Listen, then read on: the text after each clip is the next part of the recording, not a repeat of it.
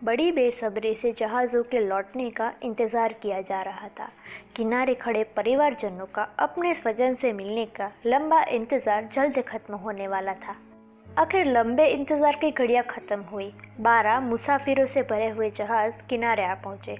उनके परिवारजन उनके जहाज़ में से उतरने की राह देखने लगे, पर जहाज़ में कोई मूवमेंट दिखाई नहीं दिया। लोग डर गए, आखिर इस जहाज़ में से कोई उतर क्यों नहीं रहा। फिर लोगों ने सोचा चलो हम ही जाके देख लेते हैं। एकदम तनाव का माहौल था, किसी को नहीं पता था आगे क्या होने वाला है। लोगों ने जहाज़ में कुछ ऐसा देखा कि उनके होश उड़ गए। चारों तरफ लाशें ही लाशें। आखिर उनकी मौत का जिम्मेदार कौन था? यहीं से शुरू होती है ब्लैक डेथ की कहानी, इतिहास की सबसे बड़ी महामारी। लोग जानते नहीं थे कि जहाज़ में हुई मौतें महज एक शुरुआत थी। आगे की भयानक परिस्थिति से लोग अनजान थे। दरअसल ब्लैक डेथ इतिहास का बहुत बड़ा प्लेग पैंडेमिक था। ब्लैक डेथ की वजह से यूरोप में 2.5 से 3 करोड़ लोगों की मौत हो गई थी। ये एक बैक्टीरियल डिसीज़ था जिसका ओरिजिन भी कोरोना की तरह चीन ही माना जाता है। मंगोल वॉरियर्स और व्यापारियों द्वारा यह डिसीज़ क्रीमिया पहुंच गया। इस जानलेवा प्लेग ने इटली के माध्यम से यूरोप में प्रवेश किया। सन 1347 में ब्लैक सी के माध्यम से जो 12 जहाज़ सिसिली बंदरगाह लौटे थे, उसके मुसाफिर अपने साथ ये जानलेवा बीमारी लेके आए थे। उनमें से जो कोई भी जिंदा था वो भी जिंदगी और मौत के बीच में झूल रहा था।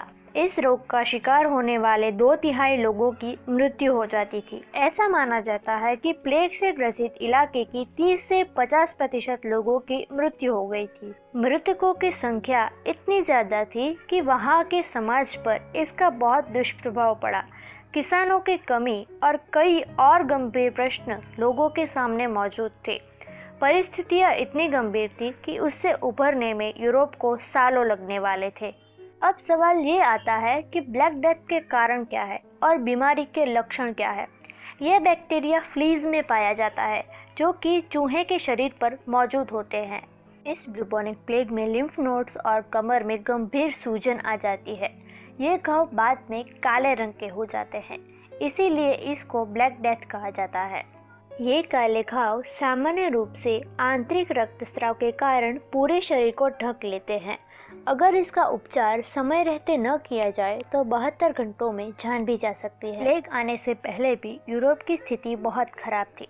ब्लैक डेथ के पहले एक और प्लेग के कारण वहाँ के पशुधन की मृत्यु हो गई थी और अकाल की वजह से किसानों की फसल भी निष्फल हो गई थी। वहाँ का मौसम भी बहुत खराब था। वहाँ की सर्दियाँ और भी लंबी और ठंडी हो गई थी। अब साल था 1347। ब्लैक डेथ का लोगों पर भयानक कहर था। उस समय के डॉक्टरों को माइक्रो ऑर्गेनिजम्स के बारे में कोई अंदाज़ा नहीं था, इसलिए उनके पास इलाज करने का भी कोई तरीका नहीं था।